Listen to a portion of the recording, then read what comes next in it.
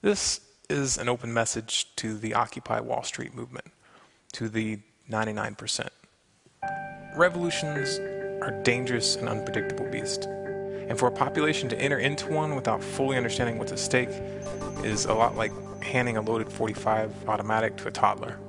On the other hand, all it takes is a cursory look at the psychopathic criminals which have taken control of the governments of the world to understand why a revolution is inevitable. This is why it's so important that people who are pushing for change take the time and the effort to deeply consider how we got into this mess and what the real solution is. Otherwise, this movement, like so many others which have come before, will be co-opted, twisted, and distorted, and could result in even more power being handed to those who you're trying to fight. Now, you have every reason to be angry. You, your children, and your children's children have been sold into slavery. Literally. If you're lucky enough to have a job in the years to come, you'll end up paying between 25 and 30% of your income in taxes, the majority of which will go directly towards paying interest on debts to privately owned banks. Think about that. 25 to 30%. That means you work between 3 and 4 months each year for the bankers.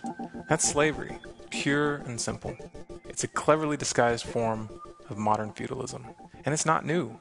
It didn't start with the bailouts. The bailouts were just icing on the cake. It was just a little bit too much for most people to swallow. But in reality, the events of the last several years are just an escalation of standard policy. If you truly want to break free from slavery, it's crucial to understand the nature of your enslavement.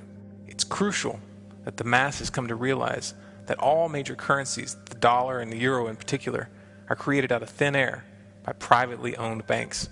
Those banks create money backed by nothing. Then they loan that money out to governments in exchange for bonds, which are really just promises that the government will extract that money plus interest from the public. That money is extracted from the people in the form of taxes, and those taxes are taken at gunpoint. Sure, you may not have ever seen the gun in your face, but if you ever refuse to comply, men with guns will show up at your house and drag you off to rot in a cage. Perhaps some people don't want to look at this reality. It's not a flattering image. You don't want to think of yourself as a slave to the 1%, to the private bankers which hold the reins of power. But positive thinking is not going to change things for the better. People who want to fight for real change must take the time to research the true nature of money. Only with that understanding will we be in a position to push for meaningful reforms. The solution is not equitable taxation. Calling for equitable taxation is like calling for equitable slavery. And if you waste your energy trying to establish an equal level of tax slavery for everyone, then you're going to miss the opportunity to end the enslavement itself. It is utterly immoral to use violence or the threat of violence to take the property or the labor of another person. But perhaps you've been taught otherwise. Perhaps you've been taught that it's okay for the state to use violence to steal from the public. Perhaps you believe that such violence is okay if it's being done for a quote-unquote good cause. I hate to break the bad news, but the ends do not justify the means. And if you're honest with yourself, you'll have to admit that the ends don't ever seem to quite materialize as promised, do they?